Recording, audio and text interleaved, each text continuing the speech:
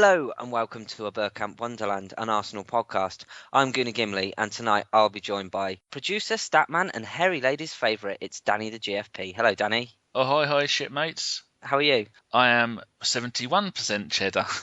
71%? Have you not had so many cheddars this week? I'm on a diet, I've been working out. Really? Yeah, I've put the remote 1 foot further away than usual and I'm knackered. I was going to say, don't wish to be too crude too early, but must be the wanking. Dare you. Right. Next up, he's the man that everybody looks to in the transfer window, and he's a true gent. It's Geoff Arsenal. Hello, Geoff. Good evening, sir. How you doing? Do you know what? I've been involved in a turf war this week. Really? Yep. Enlighten me.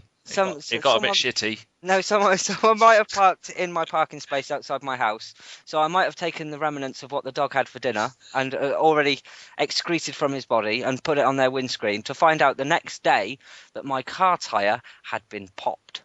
So I will say popped, I mean slashed. So I retaliated by gluing the little dust caps on his tyre to his wheels, and I'm just waiting for the fallback off of that. Like I said, Welsh Army having a tear up between themselves, eh? Yeah, the old Welsh Army. So we're 2 minutes into this, and you've already told us about a slash and shampoo.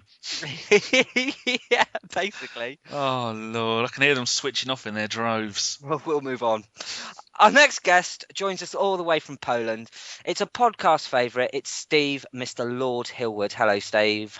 Greetings, gentlemen. It's only -5 out here, a nice 6 inches of snow on the pavement, and the City Council decided to have a brave experiment by not putting any salt down in the centre this year. So today's washing out the office window of old age pensioners going over on their arse, sliding down the pavement, shopping trolleys going all over the shop has been rather sad, but unfortunately funny as well. So, you could make your first million by posting the videos to YouTube, I reckon. He can't, he's in them. Oh dear. Back to your biscuits, boy. Sorry.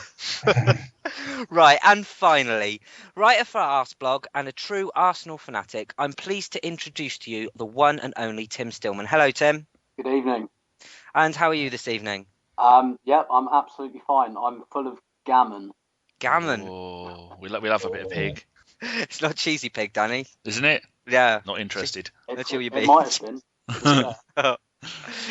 have been. It depends if Gav got there first. I didn't say anything about the other ingredients. I just said gammon. There might have been some cheese.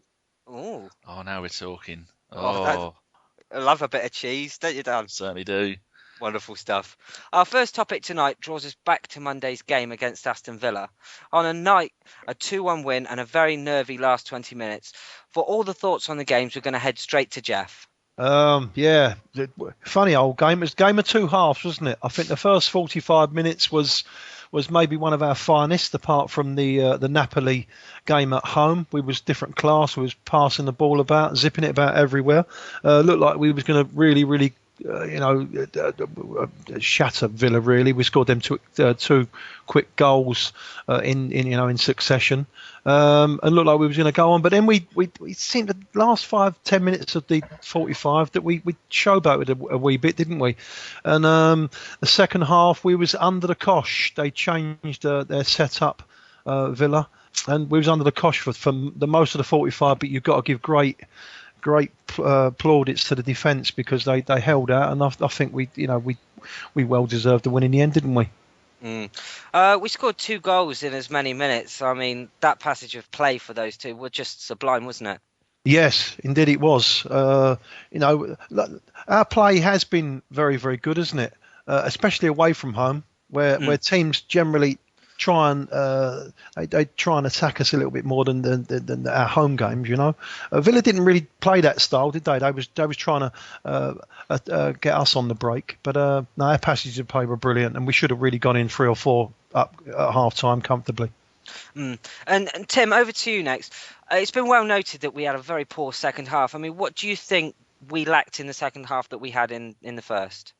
I think they probably thought the game was over and they were just trying to kind of let it dwindle to a fairly nothing conclusion and take the 2-0 win. And to be fair, it did look like it was going that way for a little while until, of course, Villa scored and, the pressure came on a little bit. And as Geoff said, our defence, they really took the game from there on in, and you can tell that those two centre halves, I think they loved that last 10 minutes, to be honest. I think it's been a long time since Arsenal have had a defence that loves defending.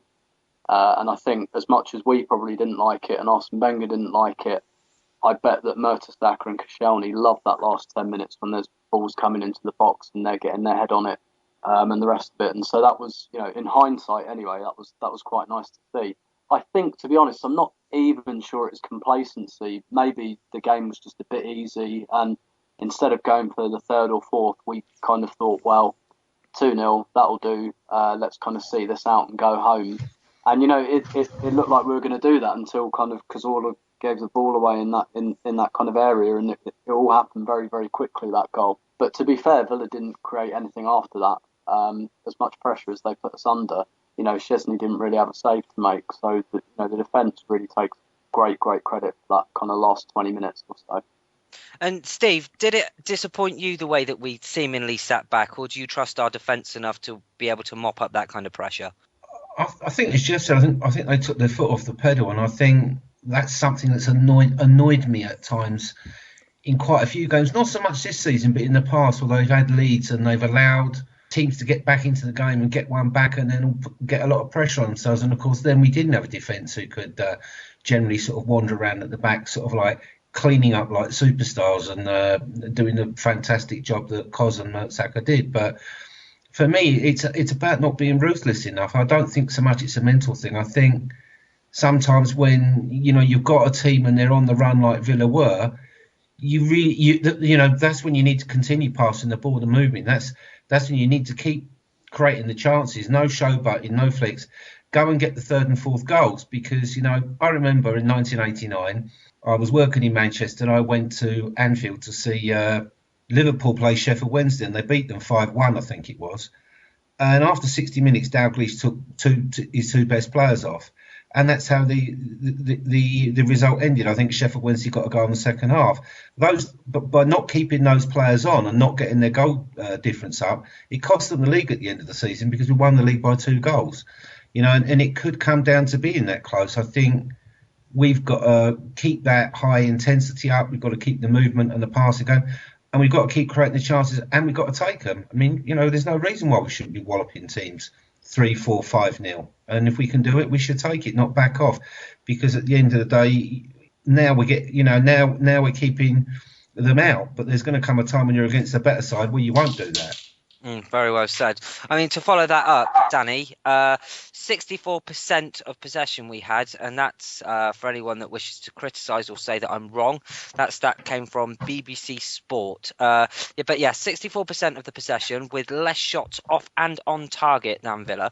Why are we being so wasteful with the possession that we have, Danny, seeing as you're the stat man?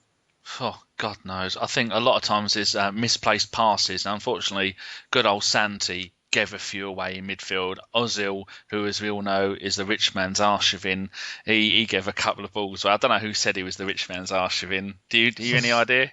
Somebody with 6 toes who's Welsh and ginger, I heard. I will point out that I was drunk and I was joking. Danny took it seriously, tweeted it, and now I feel like a mug. Oh, yeah, but if only we knew why that was happening. I think at times there's too much passing going on, and too much short passing and too much running with the ball. Not as a general rule, but every now and then when we tend to get a little bit complacent, and like Tim was saying, it was fantastic workout. It was like a really energetic defensive workout session for Mertesacker and Koscielny in the second half, when they were clearing absolutely everything. And I can't remember the last time I felt confident with a back two as I do with those two. Probably you'd have to go back to the maybe the Keown Sol Campbell days, or the Keown Tony Adams days, or if you want to go even further back, it would be the Adams and Steve Bold days. That's how much I rate those two as a centre back. As long as Mertesacker stays back, which is, I think he needs to stay back more often, because a couple of times yesterday, on Monday, he was very far forward. In fact, at one point I was shouting at the telly because Mertesacker and Koscielny was up in near their 16, 18, 12. The one, the big box. That's number one. It was up in the box. But as to why we keep giving the ball away, I think sometimes because they know we like to do free-flowing football and short passes, they're honours. They'll sometimes, anyone who gets the ball will have 2 or 3 players heading at them, and then that's very hard to get rid of the ball when you've got so many people coming on you. Oh, Jesus. I can't believe I just said that. Someone's going to have taken that the wrong way. Not even all over you, attacking you, trying to get the ball off you. Yeah, and there was one other point that was about the possession thing. I was looking at the what's this site called? Soccerway.com. It's got Arsenal down as 56%. When you said it was 64 to BBC, and WhoScored.com say it's 64%. Like, we were looking on Wikipedia the other day, and the comment that made you say Ozil's a rich man's Arshavin is because some idiot on there has put down that all season that Ozil has only got 2 assists in the Premier League.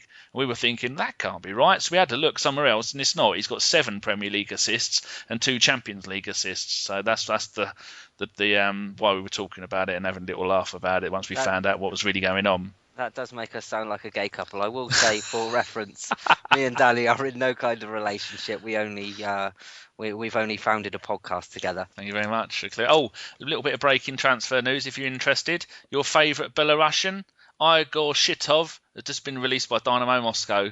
Lovely stuff. And no relation to Nidapu.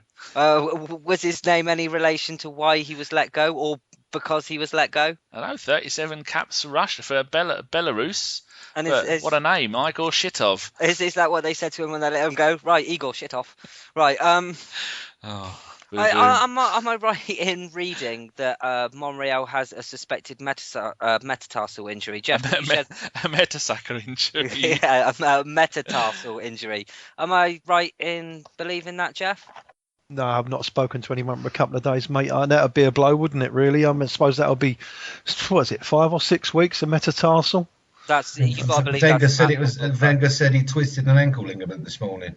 Yeah, I think I read that it doesn't look like it's a break, it's just a bruise, but that he kind of stretched the ligament or something. So I think Wenger said today he's a doubt for Saturday, which suggests it's not that long term. Took a terrible whack, didn't he, really? Done that myself, and so I'm sure, I know you play a little bit, Tim, so I'm sure you've done it as well. So it is hard when you kick someone's studs or whatever, very, very, very painful. Well, physioroom.com has him down with ankle foot injury, late fitness test, along with Rosicky, who has a broken nose, a late fitness test. So hopefully he'll be all right. But it's good to see Gibbs come on, and we've just got. I think we've got the strongest left back covering in. Well, I can't think of a club with 2 better first class left backs. No, definitely. We're talking about absentees then, and probably the most notable absentee, apart from Theo Walcott from the Villa game, was no Lucas Podolski. He was on the bench, but he wasn't brought on as a sub. Why would that be, Tim? I think possibly in the context of the game, we were kind of 2-0, 2-1 up, and he was probably looking to keep the ball. And if you're doing that, then perhaps it does make more sense to kind of put Rosicky or Chamberlain on. But, Chamberlain's been out for kind of 5 months, had 45 minutes of a reserve game. It does seem, but Podolski's not been involved very much at all since he's come back from injury. It does seem a little bit like something's going on there, to be honest. And he didn't look happy either when kind of Chamberlain was called for and not him. So it does seem like a strange one, whether he's trying to just give him a bit of a kick up the arse, whether he's not really fit. Because some of his kind of public comments about Podolski have sounded a little bit pointed at times. So that's a really strange one. That's going to be really interesting to see how that develops over the season. Because if Podolski can't stake a claim while Walcott's out, then got to look at his future, really. Since kind of middle of last year, he's been in and out, not really kind of stuck his flag in the ground at Arsenal. I think it may be where Thomas obviously had to come off with his broken nose. I think he maybe wanted to just go with a like for like, in inverted commas, rather than Podolski is mainly on the left hand side, isn't he? And he doesn't really do that much midfield work. Whereas the Ox is obviously touted as being a central midfield player in the future. So maybe it was obviously the spur of the moment. I don't think there was anything in it, but I was a little bit surprised, I must admit. It's true. And Danny, you've got some stats, haven't you? Yeah, he got injured playing against our 2-0 win over Fenerbahce on the 27th of August. He come back on the 26th of December, the 3-1 win away at West Ham. He come on and played, I think, the last 25 minutes. And then against Cardiff, he started the game on New Year's Day. We won that 2-0 at home, and he played the first 64 minutes and was subbed off for Bentner. And so that's been, so today's the 16, 15, 14. So there was a 12-day gap between the Arsenal-Cardiff game and the Villa-Arsenal game. And in that time, if he'd have had any knocks or anything, he should have been playing. And I had a disagreement on Twitter with someone. They said, oh, well, he wanted to shore up the left-hand side. And I said, what, he wants to shore? How could you want to shore up the left-hand side of a bloke whose last game was the first game of the season against Aston Villa, who has had 60, 70 minutes in a reserve game, but Podolski is sitting there ready to go, and I know I'd rather have on the left-hand side it'd be Podolski, and I think it's annoying. And then someone else said there's rumours that him and Vermaelen will be leaving in this transfer window because there's always rumours like this, they're usually bullshit, but that he's not going to want to be on the bench and not getting a game because it's going to affect his time for playing for Germany in the World Cup. Yes, there are rumours going around that he could possibly be used in a make-weight for any kind of deal that brings Draxler into the club. But we have got a transfer bit coming later in the show, so we'll touch on that then. Steve, I know you want to talk a little bit on this. I agree with Tim. I think there's definitely something going on there. I mean, the look on Podolski's face when he sort of zipped his top back up and sort of like made a face as if to say, well, I'm pissed off. And then later on Twitter reacted quite professionally. Oh, it was good to see the Ox back. But I actually think it's because of that performance against West Ham where he was replaced by Bentner, because he was playing up front in his own. He didn't know where he should be standing. He was coming out, drifting out to the left, getting in people's ways. And because he wasn't providing a fulcrum for the team, so the system wasn't working. As soon as Bentner came on, it started to work properly. And I think, he is a lazy player at times. And I just think, in the situation we had where, we had to hold the ball, we had to defend, that's one reason why Wenger didn't bring him on. But I think the other thing is the fact that he can be lazy at times. Also, I want to talk about, after this game, are we still confident that we can go ahead and win the title?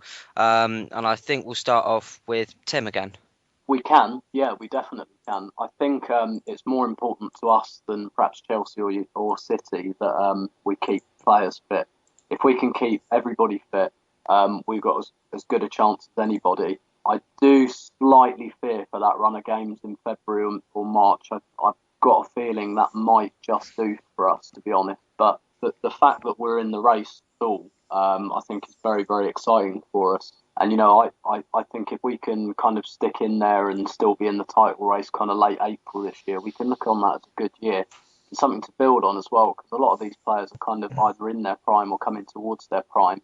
Hopefully they'll stay together next year and we'll keep our key players together and they'll have had another season together. And then I think next year, we'd be in, a very, very good position to go the length. So I think we can win the league. I don't honestly think we will. Not because I don't think we can, if that makes sense. I see what you're saying. Steve, same question goes to you. Do you think we can win the league? Well, it's certainly possible if we keep everybody fit, but I think we could make it a lot easier on ourselves if we brought in a couple of reinforcements, which we've talked about many times before.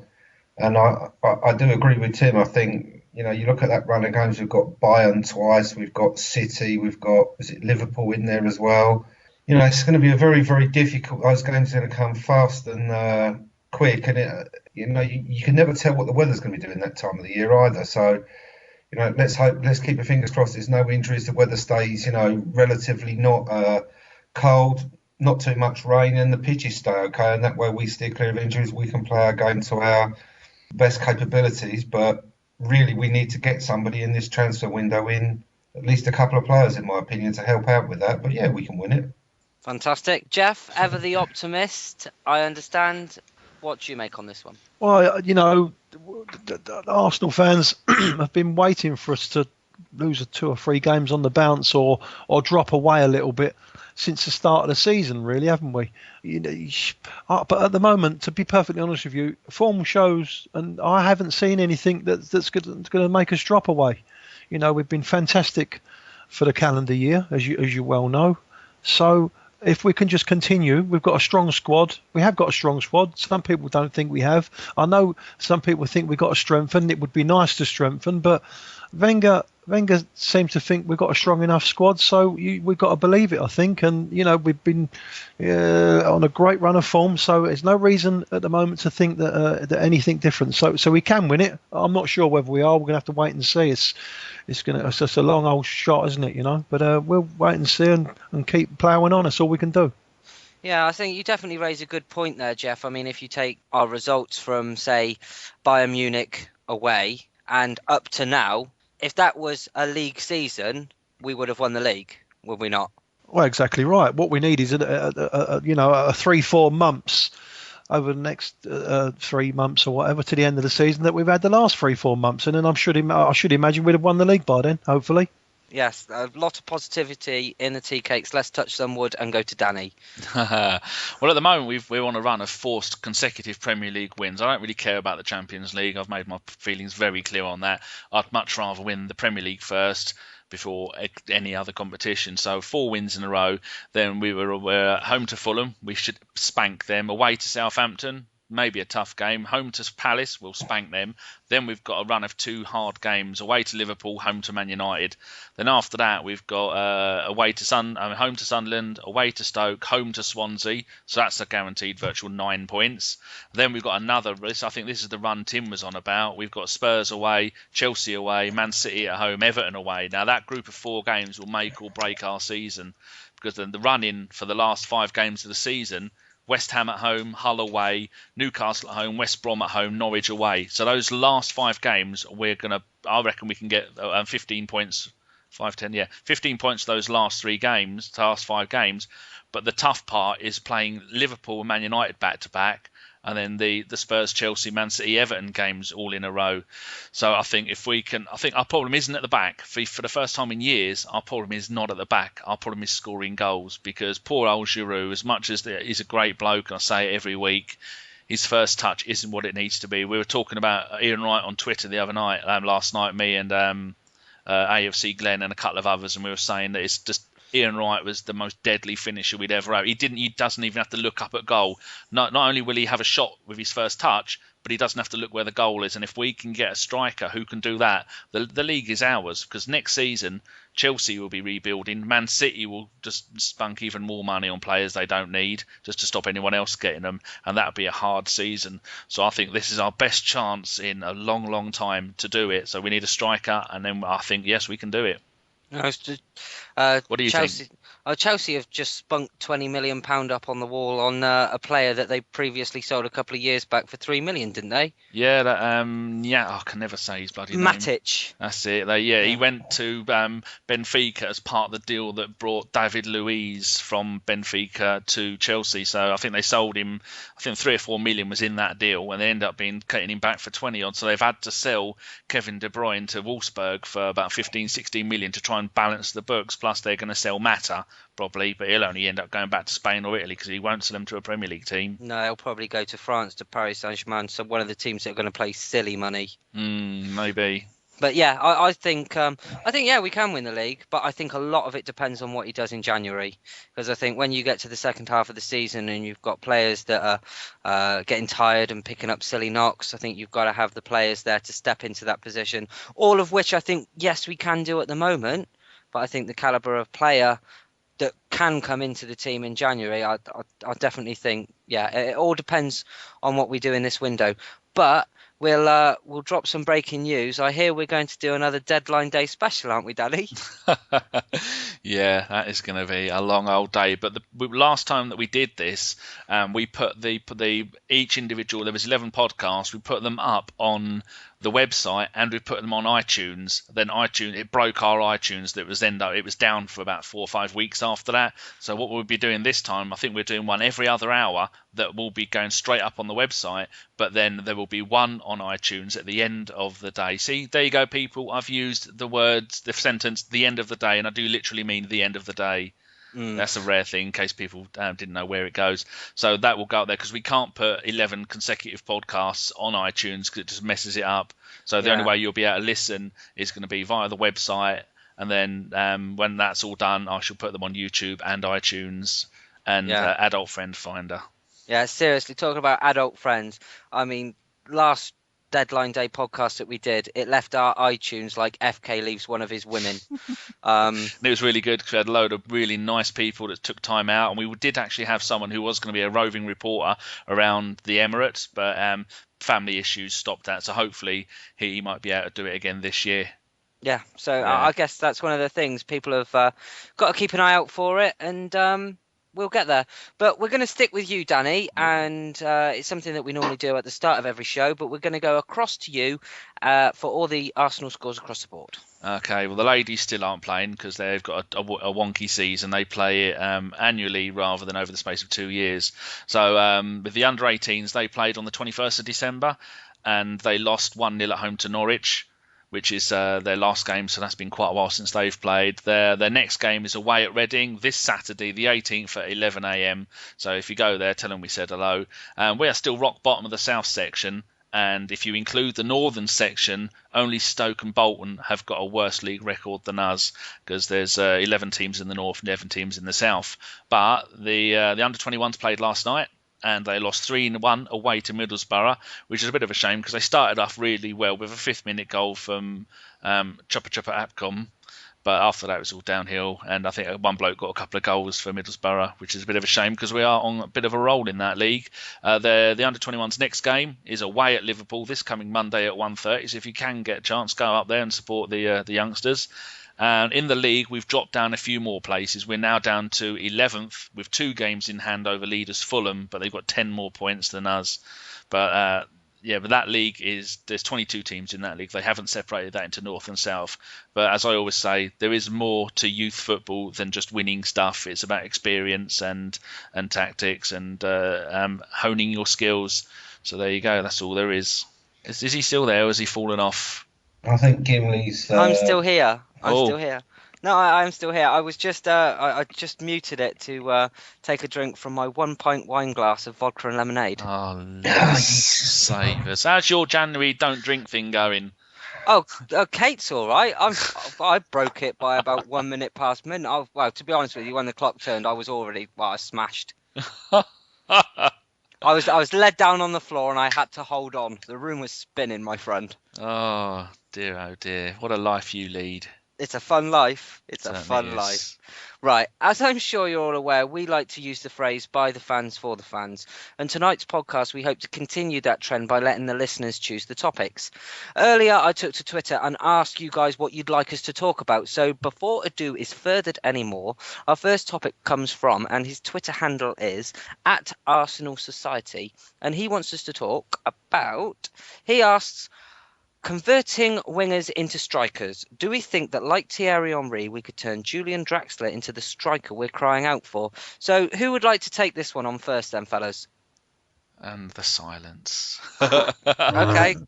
I'm going to pick someone. Steve. Oh, lovely. Thank you so much. If you think back to last week about what David Hillier was talking about Wenger and how he regretted leaving Arsenal to go to Portsmouth because he reckoned he could have added 2 years to his career and he could have made him a better player. I don't think there's any doubt if Wenger's given the right material, a player that's got what the skills and the mental ability within him to learn to change his game up, to switch from being out on the wing to a forward of an Henry style. I think he's got it within him. The question is whether Draxler's got it within in him or not.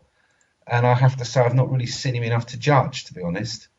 I know he's very quick. I know he's got a good shot on him, but as they say, he plays on the wing. At the end of the day, I think if there's one coach that could do that, it's Wenger. But at the end of the day, as they say, a tailor can only make a great suit out of a great cloth. If the cloth's crap, he can only get a good shape.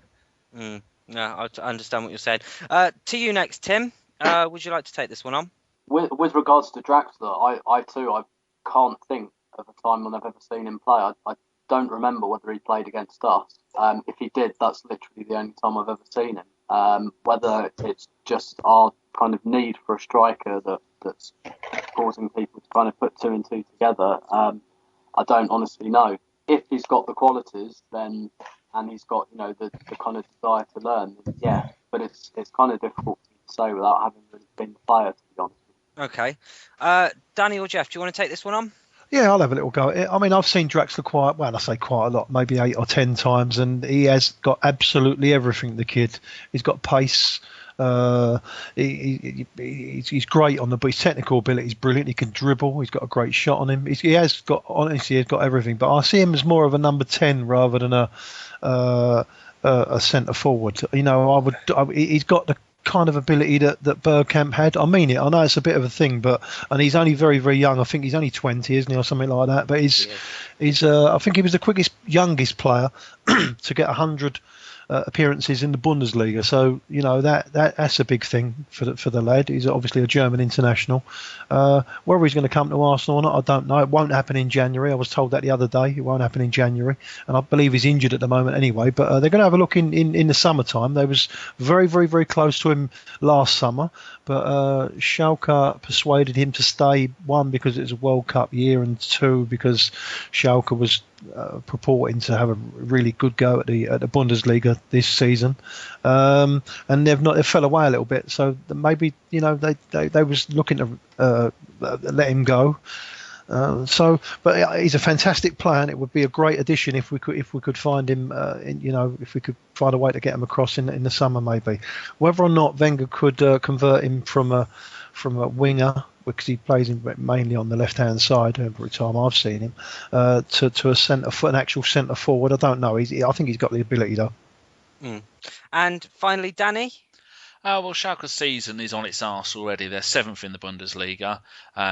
So their season is virtually over, because that means they are 16 points behind Bayern, who are running away with the league as usual. But they're only 4 points behind Dortmund if they want to try and get a Champions League slot, because Dortmund are dropping like a stone. But I was just thinking, some of the players that Wenger has bought that I thought were wingers, and that sometimes they were strikers, like Reyes. A couple of times you think, well, is he going to end up trying to convert him? Van Persie, I'm sure when he come across, he was a winger. Walcott, yeah, he was. Yeah, Walcott, he was another winger who is not sure whether he's going to be a winger or a striker. Same with the Ox. I know the Ox's dad has said that he'd like the Ox to play in behind in the Bergkamp role. That's where he thinks his best role. And then we've got Henry and Podolski, and that's just in recent years where players play out wide, but they can also play out front. I think it's not a good idea to continuously try and get players to play in that position, because by the time you get to your 22, 23, which some of these players are, you've already decided what your position in. Very rarely do you get a person who will start their career at one position and end up playing at another position. The only one I can think of is Ashley Cole, who was a striker and ended up being a left back. And I know when Gilberto Silva, when he was with us, he was when he originally started playing back in Brazil, he was a centre back, but he could play the ball down and he could pass it out a lot. So that's when they moved him into a defensive midfielder. Is that right, Tim? Yeah, that's correct. He'd been playing there for a couple of years before he came to Arsenal. Yeah, so there's quite a few players like that. I don't like it when every single time we link to a player who's a winger, they always say that Wenger's going to try and make him into a striker. But the thing with Schalke at the moment, they said he's got a £35 million release clause that isn't activated until after the World Cup. So if we want him before the World Cup, it's going to cost us at least £40 million. And I was reading on someone tweeted about Bild today have said he had his first fitness test today and he come through it okay. And his next fitness test is in 2 weeks' time, and then after that he should be able to play. So I don't know how a bloke's going to go having a medical if he's not even fit to play. I see newspaper reports are going, Arsene Wenger wants to turn him into the next cut stunt. But I can't say it. I don't want him. Really? We need a goal scorer. We got enough. We got 73 left and right wingers and dual footers and all of that lot, and people who can cover. Everybody's playing on the left wing and the right wing. I want someone who's going to bang in 20 goals in the rest of the season. We all know I want Mad Mario. Yes. But now Milan legend Seedorf is there, so I think he's going to turn things around already. And they played, their first game was in midweek. They played in the Coppa Italia, and one of my favourite players, who was after us for a while, Honda, played for them his second game and he scored. Yeah, we'll probably be linked with his brother Kawasaki. Hey. this window. Well, should we move on then, gents? And our next question comes from his Twitter handle is David Ark ARK install, as you would do a device on the internet. He'd love to hear what we think about Santi Cazorla's current form and whether Ozil was maybe affecting his creativity. David says he feels like Santi feels obliged to pass to Ozil rather than being a bit more adventurous. Geoff, we'll start with you.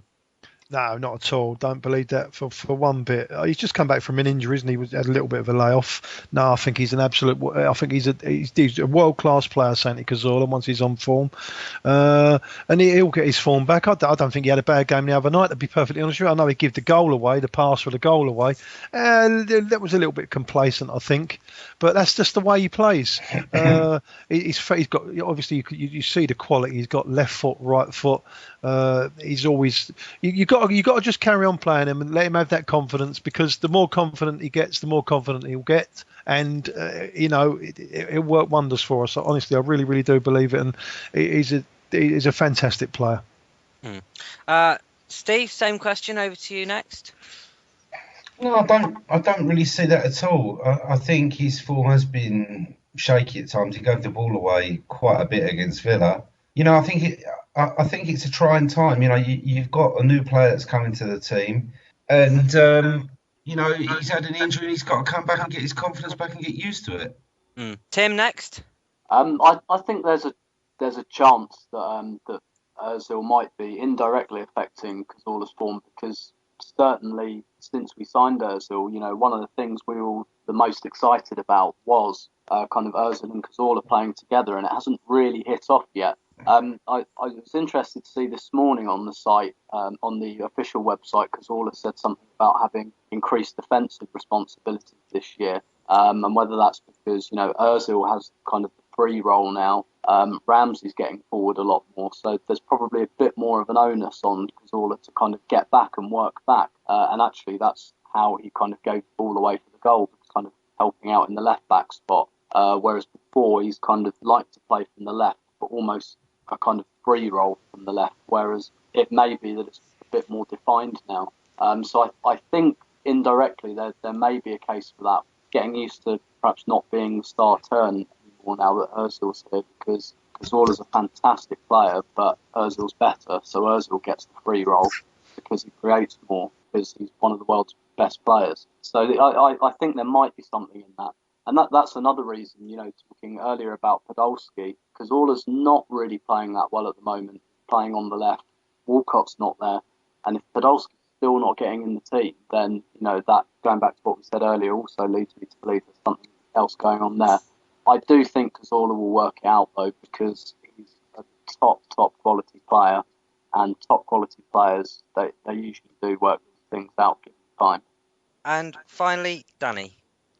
I don't think there's much I can add to this apart from last season.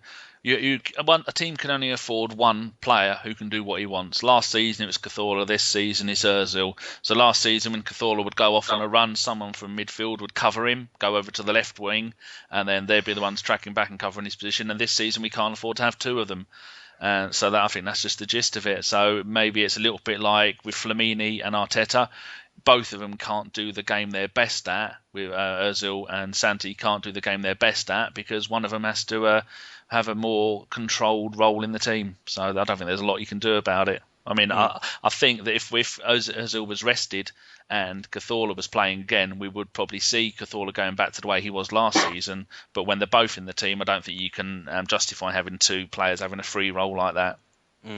Well, we'll stick with you then. Moving on to the next question, and my apologies for the pronunciation, but his Twitter handle is PLASTICSPAM. I don't know if it's plastic spam or plastic spam. No, it's Les.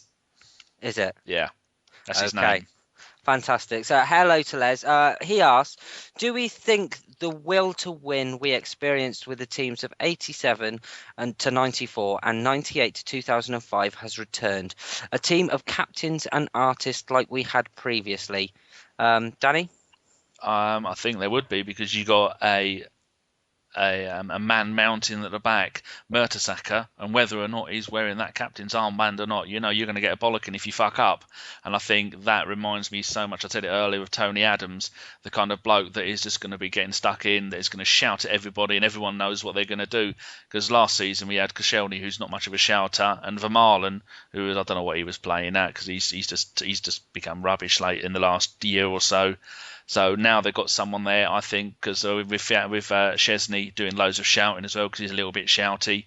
And then you've got Flamini back in the midfield, and he's a bit shouty. I think that's what you need. You need leaders. And in those three, we've got three superb players that are going to let every player know if they fuck up and run the whole team, which is why I'd pick Flamini over Arteta all day long. Tim? Yes, I agree. I think we've definitely got a team of leaders and different types of leadership as well. Yes, we've got Mertesacker, who's really growing in stature, and yes, Flamini, who's very, very boisterous.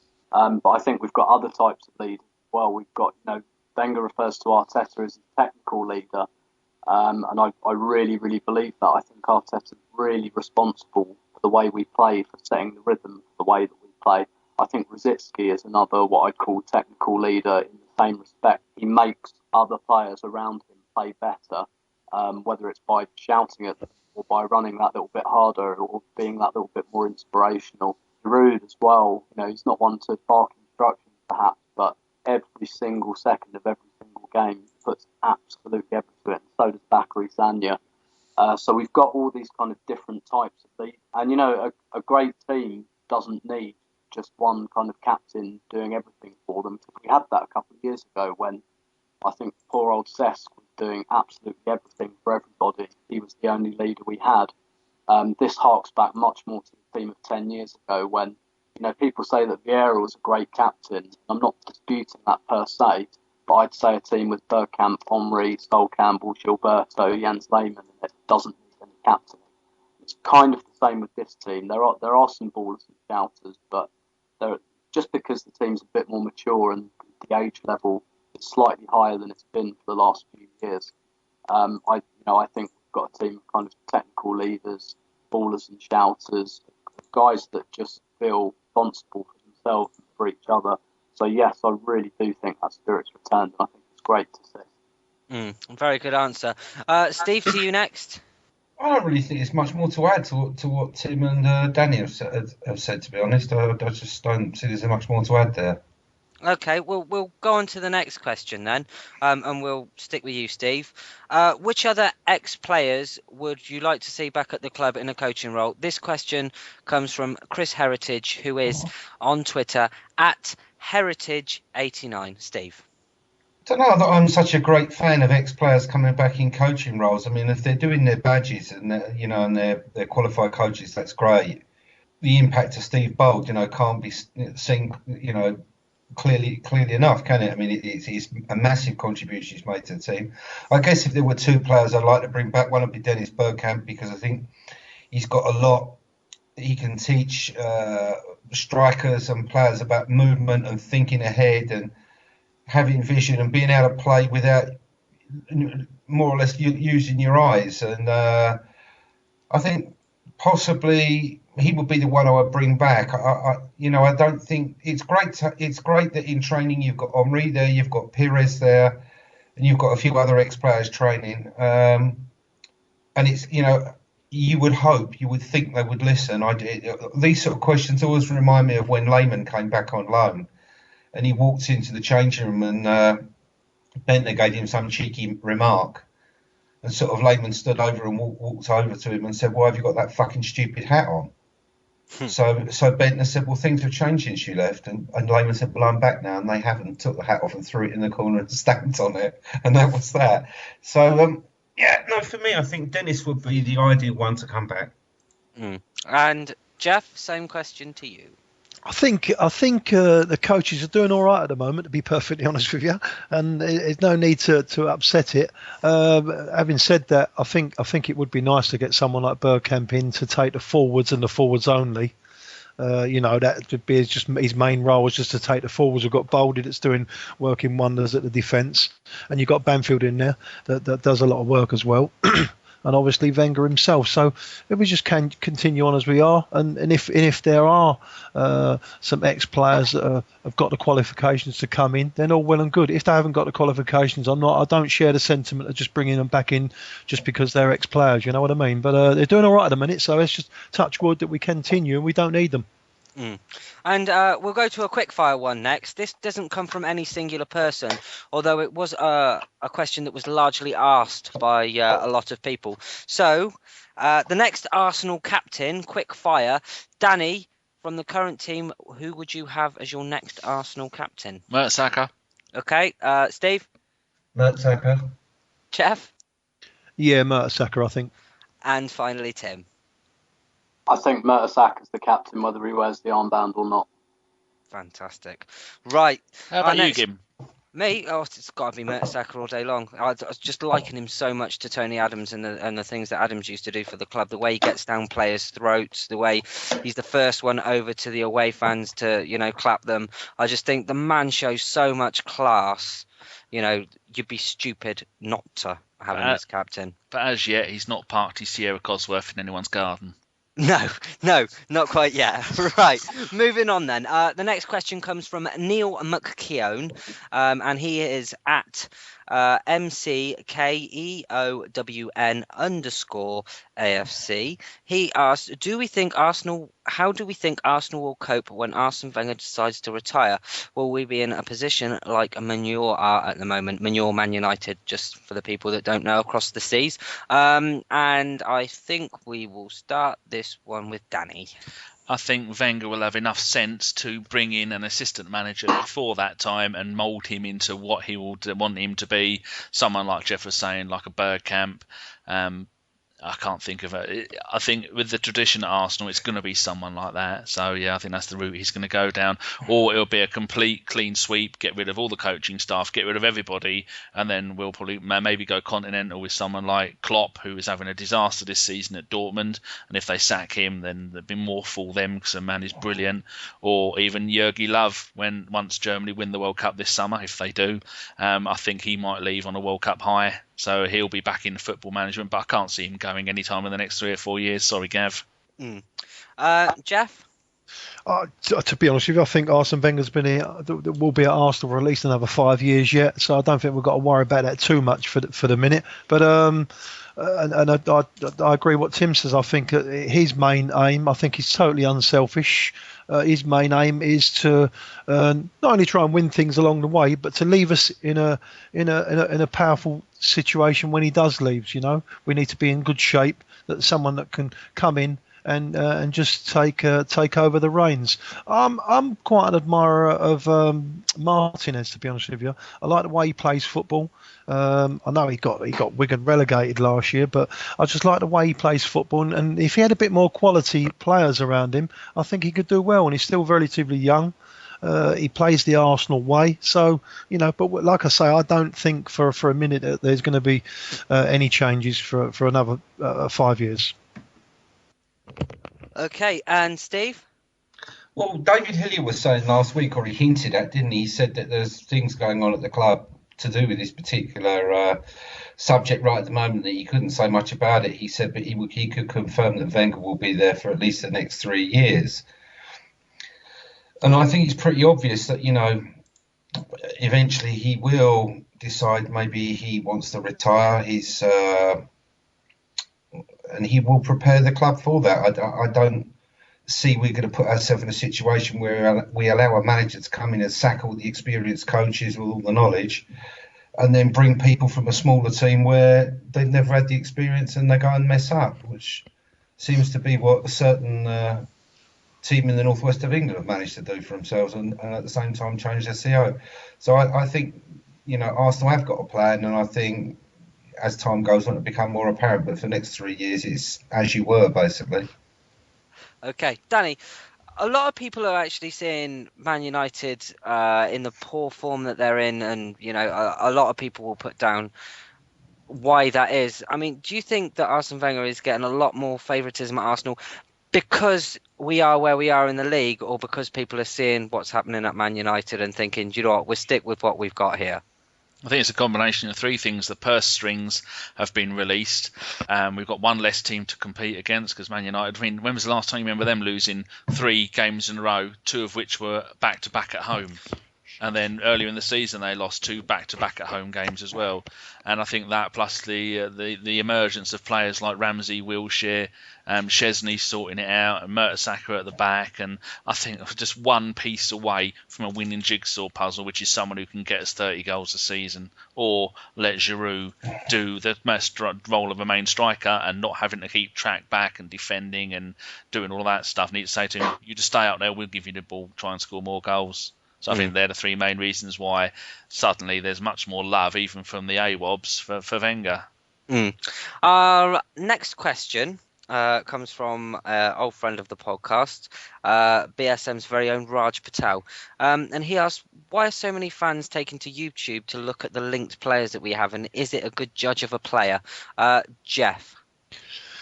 I don't know whether it's a good judge of a player. You're only watching clips, aren't you? I mean, I could look good on YouTube, mate. I should imagine if you put a video out of me.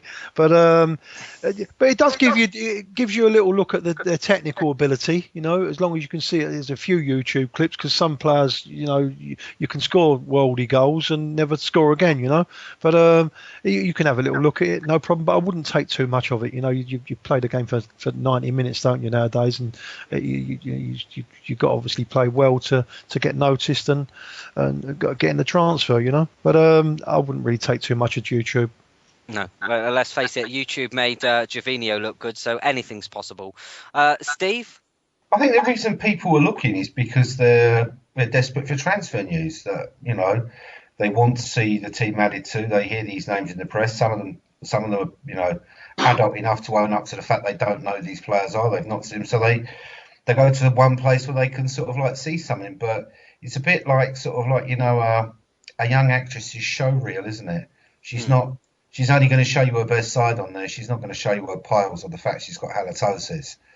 And in the same way, you know, a player's agent puts a reel together to send to a club. He's not going to show, you know, the open goal misses or the Gervinho-esque hideousness. So, you know, it's very misleading. I mean, you can get some things from it. But, you know, the big thing is you look at a player like, for example, this guy Entep, and you watch his YouTube stuff.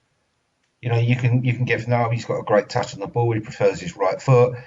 He likes to cut in, but he will go around the outside as well. He's got a shot on him, so on and so forth. But he's doing that at a level, you know, which is way below the Premiership. And the big question is, has anybody out there who's not a professional football manager or coach got the ability to look at that player and say, yeah, he could do that against Manchester City at the Etihad? I don't think very few have, because if we did, we'd all be earning £7 million a year, and we're not. Mm-hmm. Very true. Danny, to wrap this one up. Yeah, I disagree with what everyone else has said. I don't think I can really add much more to that. And that's just because you're a miserable bastard. Right, we're going to move on then to some transfer talk. This is another one of those things. I could have included probably about 56 million tweets that I had this afternoon asking us to cover transfer news. So without naming anyone in particular that's asked for it, here it is for you all. I'm going to start off this week by talking about Giovinco. He's a player that's coming from Juventus. His agent has said that we're supposedly in talks. Danny, do you know anything about this lad? Absolutely nothing. Fantastic! You've just dropped the skit on his arse completely. Does anyone know anything about Giovinco? Apparently, he's about 5'5". What team does he play for? Juventus. Okay, well, no, I've heard nothing about him. I had a tweet after I basically tweeted that we might have had some interest because of the agent said so, and the general consensus believed that he was a very, very lightweight, very small attacking player that likes to play midfield from the centre of the park. I found him. Yeah, yes. No, I still don't know. He's 26 years old. Still know nothing about him. Yeah, he's involved in. Yeah, what? See, got it there. Okay, we've covered Draxler, pretty much. Geoff said it's not going to happen. If you can elaborate on that anymore, Geoff. No, not really. There's been no chat over Draxler around the club for a while, and that's what was said. Maybe there'd be interest again in the summertime. Fantastic. After I've all talked you up this week saying that you make my job easy, you've probably dropped me in the shit. So we'll move on to Christian Tello of Barcelona. He's been linked recently, or should I say within the last 24 hours, apparently, or according to newspaper reports, Barcelona seem very keen to offload this player. And it seems as though Arsenal may be interested to bolster their attack by buying him. Danny, do you know anything about this player? This is why we should talk about these things beforehand. Like that last one, I do like my Italian football and been keeping an eye on Juventus because they're about to make it their third title in a row. And just looking at that, they bought him from Parma for 11 million a couple of years ago. I've never heard of the bloke. And who's this next one we're talking about? Christian Tello. Now, Mr. Jelly Tello, I have heard of him, know nothing about him, but I just get fed up with the amount of players that we're getting linked to, like the young Real Madrid player who is not really had much experience, much like this bloke. He's 11 games this season, no goals. Arsenal is not a club you come to try and to get a player on loan or get someone who is unproven. Just looking at his stats here, and he has scored none that season. He scored 10 goals in 20, 30, 40, 10 goals in 50 games for Barcelona. We don't need any of that nonsense. We want proven, ready-made strikers. The days of us buying people on the hope they're going to turn out good, I hoped were long gone, and it doesn't seem that it are. Unless you're proven, I don't want you at the club unless you're about 15, 16, 17, 18, but not someone like Tello who's 22, who by now should be scoring lots of goals or piss off and do it somewhere else. And the fact that Brendan Rodgers wants him tells you a lot as well. Well, it's like this bloke with. Are you going to later talk about the one from Real Madrid that we've been linked to on loan, Gim? Morata? Yeah. Do you have any idea about his stats? They're horrendous. Why do we want someone like him at the club? I mean, he may one day turn out to be a decent player, but if he can't even get any do much for Real Madrid, he's a 21-year-old striker. And this season he's got 2 in 10 in La Liga. Last season 2 in 12. Why are we even being linked with these players? Well, I would say, Danny, he's probably being bought on as a sub, but that's irrelevant anyway, because he's come out, whether it was this morning or this evening, and said that he'd prefer a move to Italy, where apparently Inter and Fiorentina are his most likely destination. So I would consider him firmly off the radar. Another one is Lewandowski. Although we know that he's gone to Bayern, the Polish Andy Cole. Yes, the reports have come out that Arsenal actually put in I would say a bid, but offered him a contract to move. Steve, you know a little bit about Lewandowski and his agent, don't you? Wenger stated quite clearly to Sky Sports, I think about 2 weeks ago, that he was interested in him and they did put an offer in. He said, but the deal for Lewandowski to go to Bayern was done at Euro 2012. And we know that from the Polish press out here. The problem is that Lewandowski's agent is an absolute slime and a greedy git. And Lewandowski's the sort of guy who doesn't really like to travel too far away from Poland, likes to keep close to his family, speaks a bit of German, speaks Polish, English not so clever, and he likes his own comfort. So he wanted to stay and go to Bayern. The problem is his coach wants him to go to the Premier League because he wants obviously to get the money. And, he's been all the time trying to convince Lewandowski to consider this offer, that offer. But, Lewandowski was just, no, I'm going to Bayern, and that's it. And that deal's done now, so that's dead and buried in the water. And Geoff, as I said at the start of the show, people regularly look to you for their little transfer fix in the window by you dropping little tweets and hints out there. Is there anything at all, no matter how small, you can give us to at least give us a little bit of hope that there might be someone that's going to come in to make sure that the Transfer Deadline Day podcast isn't just me and Danny and someone else talking for hours and hours about how we've been let down by the club? Please, Geoff, give us something. So all that, I've stopped all that. The hysteria that on Twitter is just incredible. So, but the short answer is no, not at the moment, because it's not really a lot happening. They're trying, but we've all spoken about it in the past. It's very, very difficult, isn't it? The January transfer window, and he'll only bring in players that are going to add to the squad and add quality. I think he'll bring in a loan. I still do think he'll bring in one or two, late. Wenger normally does his best work in the last couple of days. So let's hopefully he brings in something just for the sake of it to freshen up the squad a little bit, to give us the push so we can push on for the end of the season. See how we get on. We will go into some predictions then. Tim, I don't know if you had any past experience with this show, but every week we predict the next up and coming match, and if I could have from you the score, and it's going to be Fulham at home. If we could have for you the score and first scorer, please. I'm going to say 2-0 to Arsenal and Cazorla with the first goal. Okay, fantastic. Steve? I think it would be 3-1 to Arsenal, and I will go with Giroud for the first goal. Okie dokie. Geoff?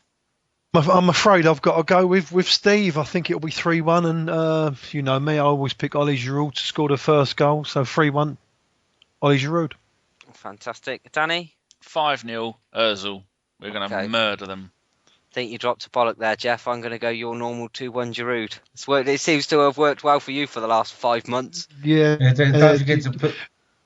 forget to put Gav's 6-0 with Diaby the first scorer in. He keeps picking that.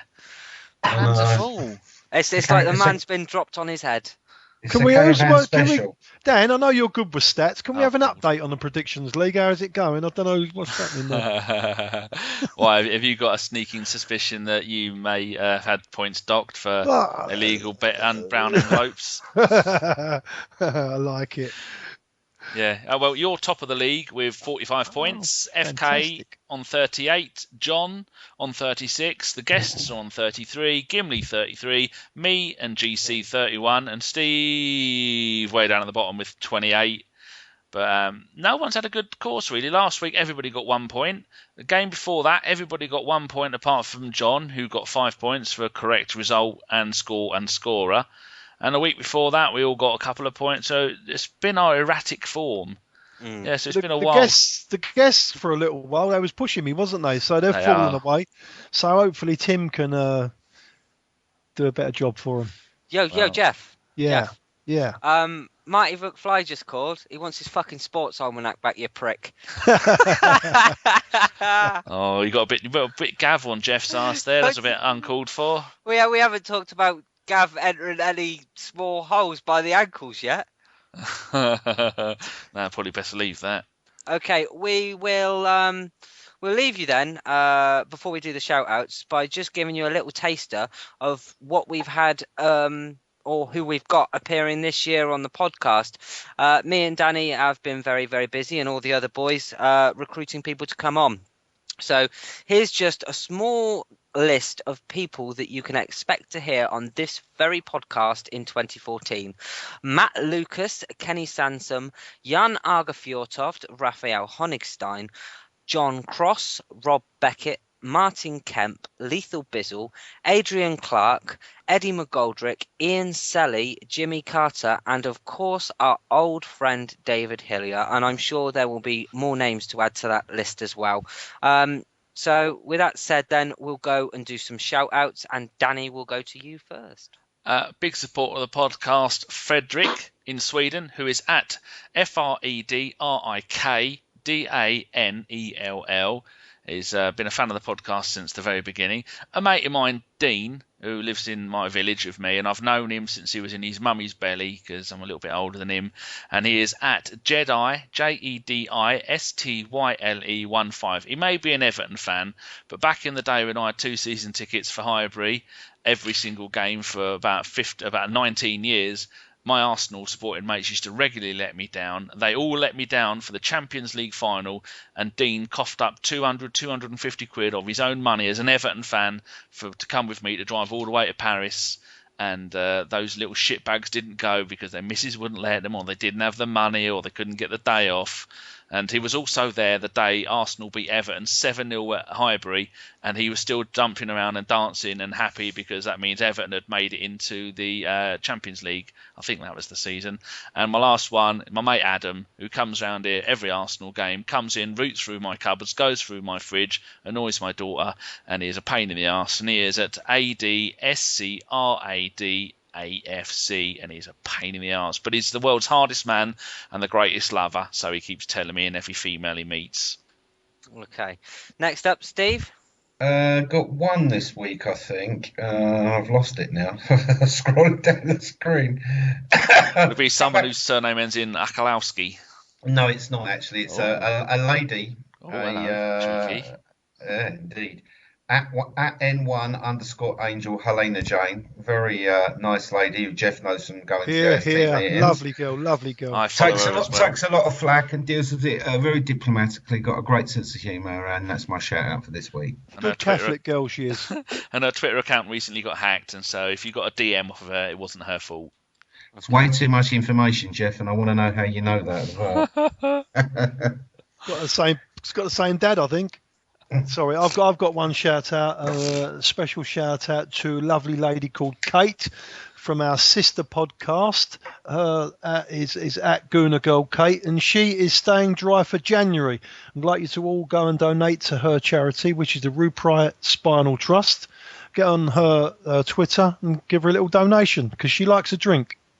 Yeah, and you'll be retweeting that later, won't you, Geoff? I've retweeted it already, buddy. Have you? Oh, what a legend. Oh, Lovely. fantastic. Tim? I'll do one shout out this week. Let me guess, it won't be to BT, will it? Fuckers with your shit internet. I did BT last week. Oh, You need to bastards. sort of Nidapoo sort you right out. Yeah. I could give a shout out to BT, but they wouldn't fucking hear it. No, my shout out would be to my other half because it was our anniversary yesterday, and she's on Twitter at Biaf if you're saying it in Portuguese, but if you're not, then it's BINHAF. Binha. How many years have you been together? 2. Oh, it's all downhill from there. Happy anniversary. Yeah. Happy anniversary. I hope you sent her something nice.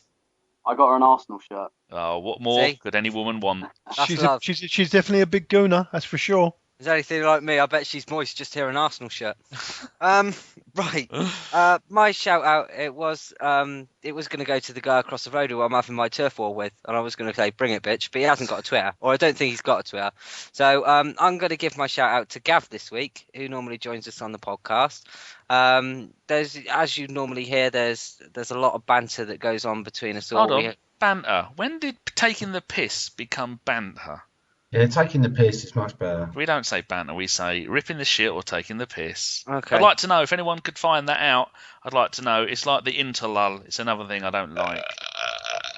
Thank you very much, Steve. Lovely. That's to all the No ladies out problem. there. This is my donation for this evening to the Charm School of the AFC podcast. He's there and willing to be taken, people. Go on then. You want about taking the piss out of Yes, but GC. my shout out goes to Gav. As I'm sure you're all aware, we take. Hold on though, because he most probably won't get to listen to this because he's busy all weekend in one of them transvestites clubs, isn't he? So where's he going to listen to it? Oh, we should just call him a cunt and end it then. Right. Right. He will be laid up in hospital next week having his rear end rebuilt. I don't quite know what to say to that one. Has he got to cut his ponytail off it or not? Oh, I don't know. Who needs a ginger ponytail? Sorry, Gim. That's hair out of his arse. I don't think he ever had a ponytail, and it was just fixed on the back of his baseball cap. I think he's going to cut it off for Povember. He said the last time that he had a ponytail, you had hair, Steve. Jeez. Yeah, That's it's what he's actually trying to true. Is that true? Yeah. It's actually true, but of course he negates to point out that I actually shaved my head. He only got it taken off because he got it caught in an electric tin opener. Oh, No, those- I tell you why he got rid of it, because Mrs. She-War got fed up of going to the pubs full of gooners he knows who used to get hold of the back up and go, "Oh, hello, my little pony, ding, ding, ding, ding, ding." And these were usually people that he couldn't argue with. So off it came. So Gav is the official Bergkamp Wonderland My Little Pony. We will bring in out little toys for the kiddies at Christmas. He likes his music. He's into the Alice band. So that was a Bergkamp Wonderland podcast. We like to end this on some witty quip every week. Thank you very much for listening, and keep it Arsenal. Good night. Nanu, cheeky free transfer monkeys.